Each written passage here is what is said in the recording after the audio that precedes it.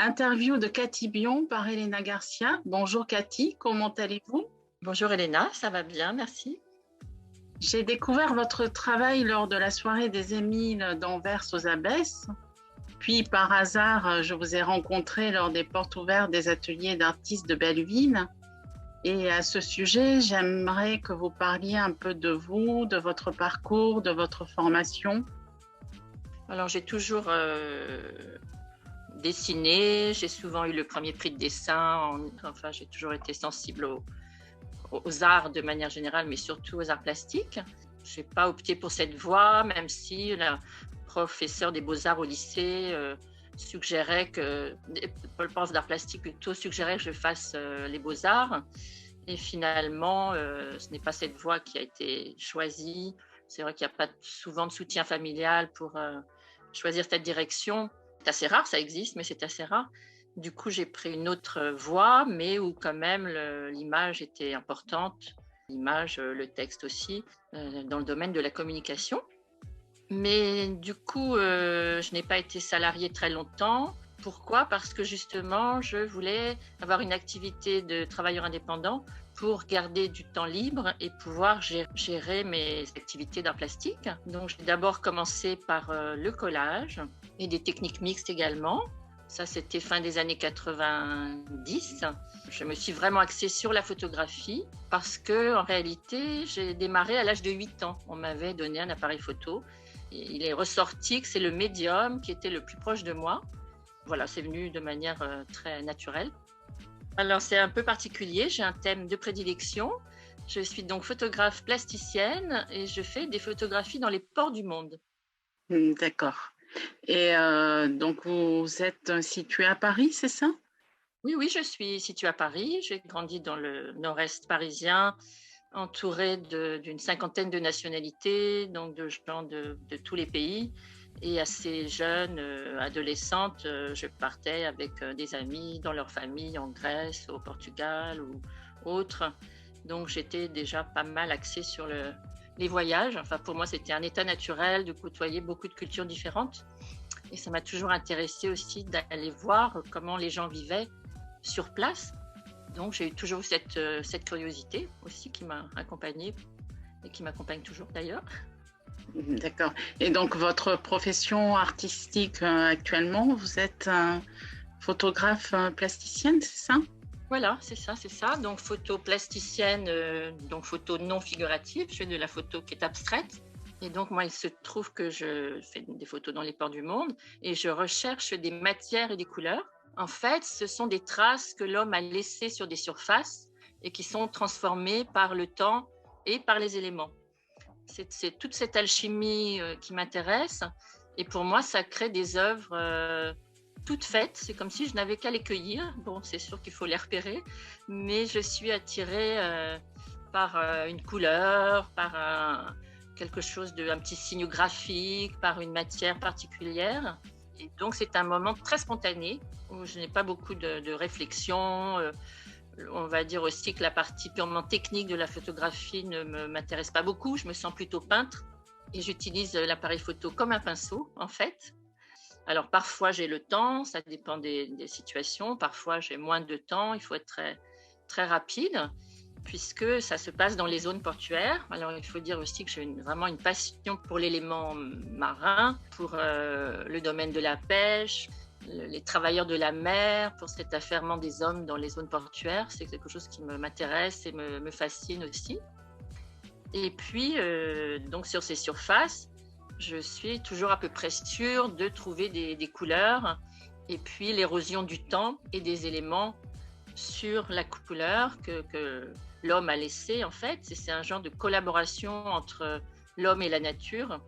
C'est un genre d'alchimie. Et finalement, c'est ça que je recherche un peu aux quatre coins du monde dès que j'en ai l'occasion. Donc, c'est aussi un travail de mémoire, hein, puisque vous parlez de ports.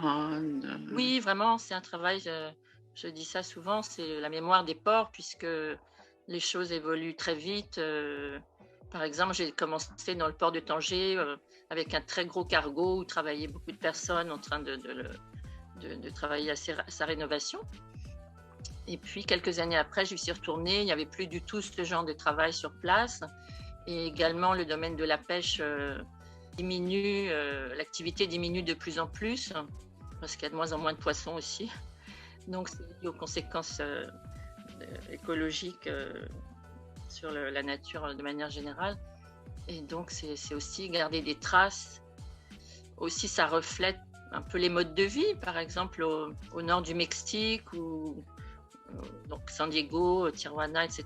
Je cherchais donc des bateaux de pêche et on me dit « Oh là là, mais ma bonne dame, vous ne savez pas qu'il n'y a plus de bateaux en bois ici depuis les années 70 ?»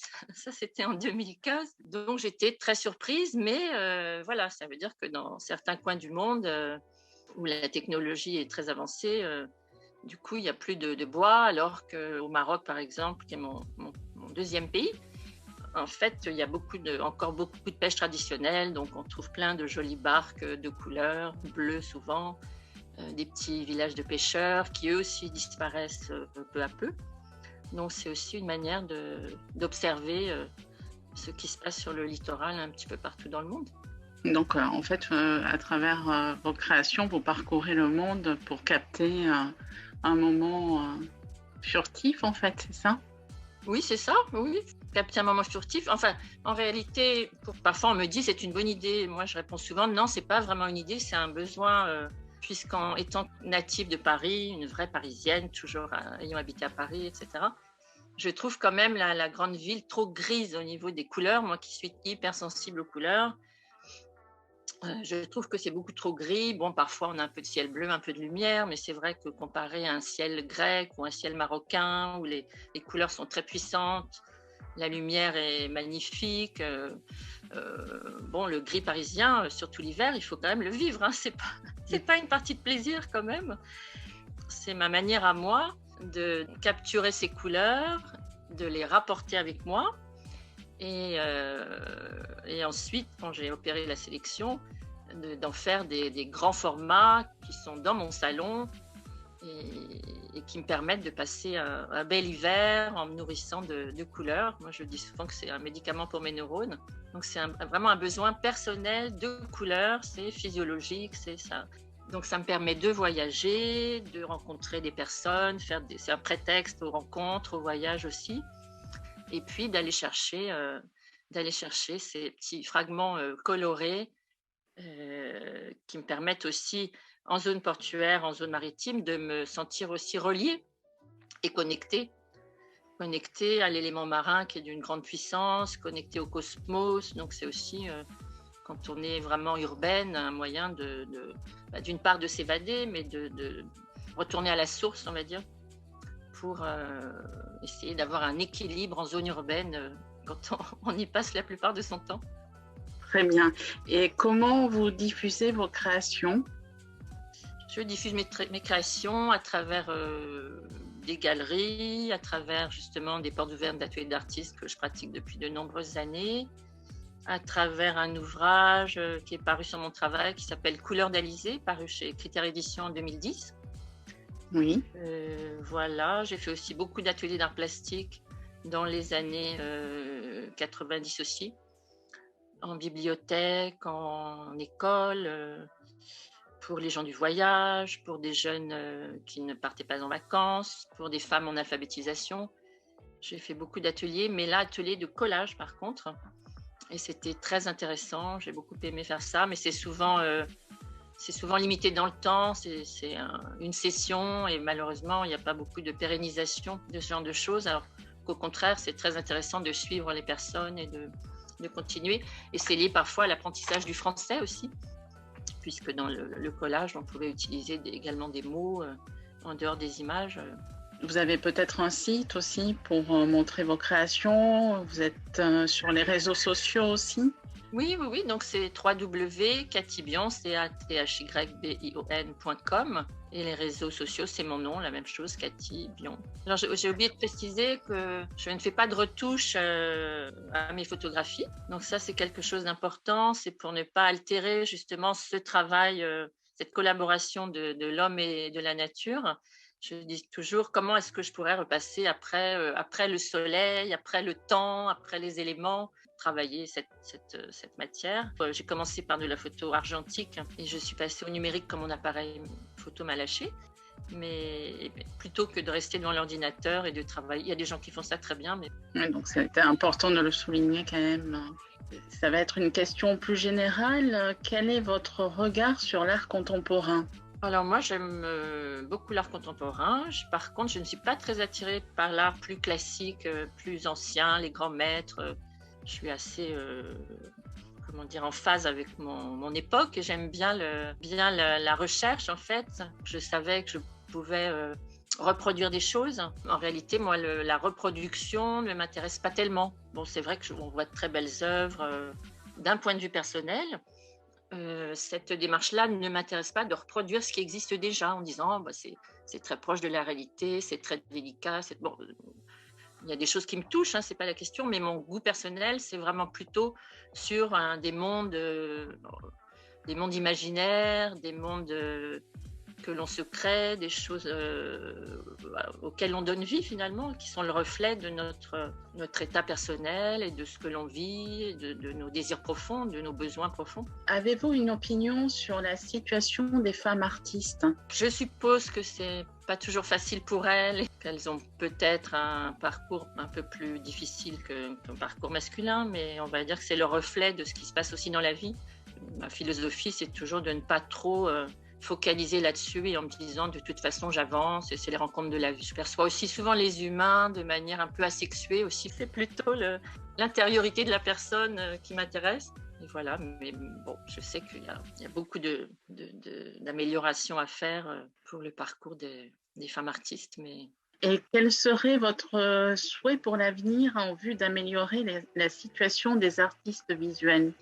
Alors ça, oui, c'est vraiment un sujet très important parce que les artistes plasticiens sont vraiment les parents pauvres parmi les arts. Quand on voit les arts vivants qui ont des droits quand même assez avancés par rapport aux heures qu'ils passent à travailler, par rapport aux assédiques, au chômage auxquels ils peuvent avoir droit, le plasticien, lui, ne vit uniquement que s'il fait des ventes. Donc c'est quand même fou.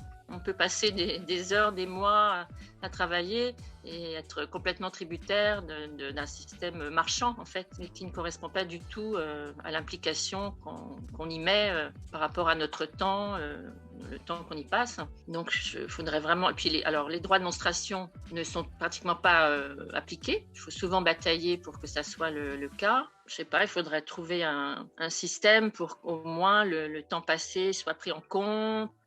Heureusement qu'il y a quand même des associations comme la SAIF, enfin c'est plutôt un organisme de droit d'auteur qui défend les droits d'auteur, la SAIF, Société d'auteurs des images fixes, qui défend les droits justement les visuels. Par exemple là les GAFAM par rapport aux droits d'auteur, il y aura une petite rémunération parce que nos œuvres circulent comme ça partout sur les réseaux sociaux, etc., sur Internet, sans qu'il ne se passe rien du tout d'un point de vue financier.